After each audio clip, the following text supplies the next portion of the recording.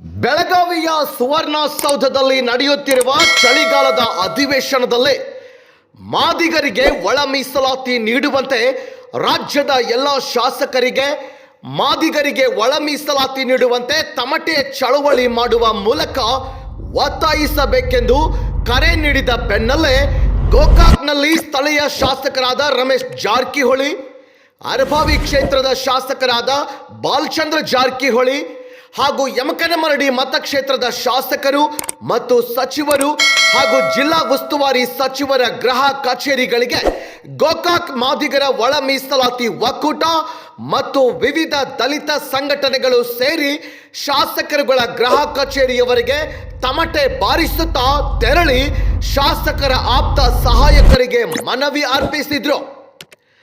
ಬಸವೇಶ್ವರ ವೃತ್ತದಲ್ಲಿ ಬಸವೇಶ್ವರ ಪುತ್ಥಳಿಗೆ ಮಾಲಾರ್ಪಣೆ ಮಾಡಿ ತಮಟೆ ಬಾರಿಸುವುದರೊಂದಿಗೆ ಪಾದಯಾತ್ರೆ ಮಾಡುವ ಮೂಲಕ ಜಿಲ್ಲಾ ಉಸ್ತುವಾರಿ ಸಚಿವರ ಗೃಹ ಕಚೇರಿಗೆ ತೆರಳಿ ಯುವ ನಾಯಕ ರಾಹುಲ್ ಜಾರಕಿಹೊಳಿ ಮತ್ತು ಆಪ್ತ ಸಹಾಯಕರಿಗೆ ಮನವಿ ಅರ್ಪಿಸಿದ್ರು.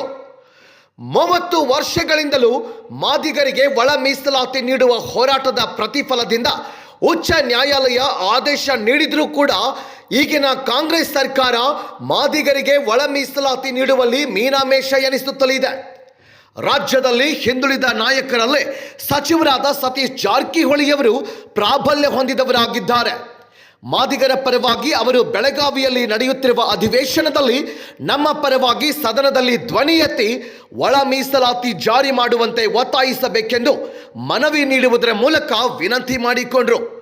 ಇನ್ನು ಮನವಿ ಸ್ವೀಕಾರ ಮಾಡಿ ರಾಹುಲ್ ಜಾರಕಿಹೊಳಿಯವರು ತಂದೆ ಸತೀಶ್ ಜಾರಕಿಹೊಳಿ ಲೋಕೋಪಯೋಗಿ ಸಚಿವರು ಹಾಗೂ ಬೆಳಗಾವಿ ಜಿಲ್ಲಾ ಉಸ್ತುವಾರಿ ಸಚಿವರಿಗೆ ತಂದೆ ಸತೀಶ್ ಜಾರಕಿಹೊಳಿಗೆ ನಾನು ಈ ವಿಷಯವನ್ನು ಅವರ ಗಮನಕ್ಕೆ ತರಲಿಕ್ಕೆ ನಾನು ಪ್ರಯತ್ನ ಮಾಡ್ತೇನೆ. ಅವರು ಮುಂದಿನ ಭಾಗದಲ್ಲಿ ಅವರು ಮಾನ್ಯ ಮುಖ್ಯಮಂತ್ರಿ ಸಿದ್ದರಾಮಯ್ಯ ಸಾಹೇಬರಾಗಿರ್ಬೋದು ಸರ್ಕಾರ ಗಮನಕ್ಕೆ ಇದು ವಿಚಾರವನ್ನು ಯಾವ ರೀತಿಯಾಗಿ ನಾವು ಒಂದು ಸದನದಲ್ಲಿ ಇರಬೇಕಂತ ಅವರು ಚರ್ಚೆ ಮಾಡಿ ಸಕಾರಾತ್ಮಕವಾಗಿ ಅವರು ಈ ವಿಚಾರವನ್ನು ಸ್ಪಂದಿಸ್ತಾರಂತ ಈ ಸಂದರ್ಭವನ್ನು ಹೇಳಲಿಕ್ಕೆ ಬಯಸುತ್ತೇನೆ. ಈ ಸಂದರ್ಭದಲ್ಲಿ ಮಾದಿಗರ ಒಳ ಮೀಸಲಾತಿ ಹೋರಾಟ ಸಮಿತಿಯ ಮುಖಂಡರುಗಳಾದ ರಮೇಶ್ ಮಾದರ್, ಶಾಬು ಸನ್ನಕ್ಕಿ, ರವಿ ಕಡ್ಕೋಳ್, ರಫೀಕ್ ಬೋಖ್ರೆ, ಕಮಲಾ ಕರಮ್ಮನವರ್, ಮಂಜುಳಾ ರಾಮಗಾನಟ್ಟಿ ಸೇರಿದಂತೆ ಇನ್ನುಳಿದ ಮುಖಂಡರುಗಳು ಮತ್ತು ಸದಸ್ಯರುಗಳು ತಮಟೆ ಚಳುವಳಿಯಲ್ಲಿ ಭಾಗಿಯಾಗಿದ್ದರು.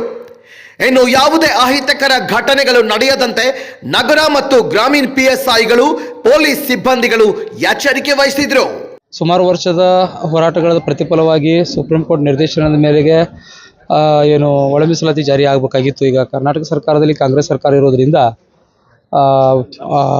ಜಾರಿಯನ್ನು ಮಾಡಬೇಕಾಗಿತ್ತು. ಅದರಲ್ಲಿ ವಿಳಂಬ ನೀತಿ ಧೋರಣೆ ಆಗಿರೋ ಕಾರಣಕ್ಕಾಗಿ ನಾವು ಆಯಾ ಕ್ಷೇತ್ರದ MLA ಸಾಹೇಬರ ಮುಖಾಂತರ ನಾವು ಅದನ್ನು ಸದನದೊಳಗೆ ಧ್ವನಿ ಎತ್ತಬೇಕು ನಮ್ಮ ಪರವಾಗಿ ಅನ್ನುವಂಥ ಹಳಲನ್ನು ಅವ್ರು ತೋಡ್ಕೊಳ್ಳೋದ್ರ ಉದ್ದೇಶ ಇಟ್ಕೊಂಡು ನಾವು ಇವತ್ತಿನ ದಿನ ಯಮಕನಮರಡಿ ಕ್ಷೇತ್ರದಿಂದ ಕಾರ್ಯಕರ್ತರು ಬಂದಿದ್ದಾರೆ. ಬೆಳಗಾವಿ ಜಿಲ್ಲೆಯ ಹಲವಾರು ಕ್ಷೇತ್ರಗಳಿಂದ ದಲಿತ ಪರ ಸಂಘಟನೆಗಳು, ಮಾದಿಗ ಒಕ್ಕೂಟ ಸಂಘಟನೆಗಳೆಲ್ಲ ಸೇರ್ಕೊಂಡಿದ್ದಾವೆ. ಹಂಗಾಗಿ ಉಸ್ತುವಾರಿ ಮಿನಿಸ್ಟರ್ ಆಗಿರ್ತಕ್ಕಂತಹ ಆಯುಷ್ಮಾನ್ ಶ್ರೀ ಸತೀಶಣ್ಣ ಜಾರಕಿಹೊಳಿ ಸಾಹೇಬರಲ್ಲಿ ನಾವು ನಿವೇದನೆ ಮಾಡ್ತಾ ಇದ್ದೀವಿ. 16ನೇ ತಾರೀಕಿಗೆ ನಾವು ಸಮಾವೇಶನ ಬೆಳಗಾವಿಯನ್ನು ಹಮ್ಮಿಕೊಳ್ತಾ ಇದ್ದೀವಿ. ಅದೇ ದಿನ ತಾವುಗಳು ಸಹ ಚಳಿಗಾಲದ ಅಧಿವೇಶನದ ಆ ಸಂದರ್ಭದಲ್ಲಿ ನಮ್ಮ ಸಮುದಾಯದ ಪರವಾಗಿ ಒಳ ಮೀಸಲಾತಿ ಜಾರಿ ಆಗಬೇಕು ಅನ್ನುವಂಥ ಮಾತನ್ನು ಸದನದಲ್ಲಿ ಧ್ವನಿ ಎತ್ತಬೇಕು ಅಂತೇಳಿ ನಾವು ವಿನಂತಿ ಮಾಡಬೇಕಂತೇಳಿ ಇವತ್ತಿನ ದಿನ ಎಲ್ಲರೂ ಸೇರಿಕೊಂಡು ಮನವಿ ಕೊಡಬೇಕಂತ ಬಂದಿದ್ದೀವಿ ಸರ್.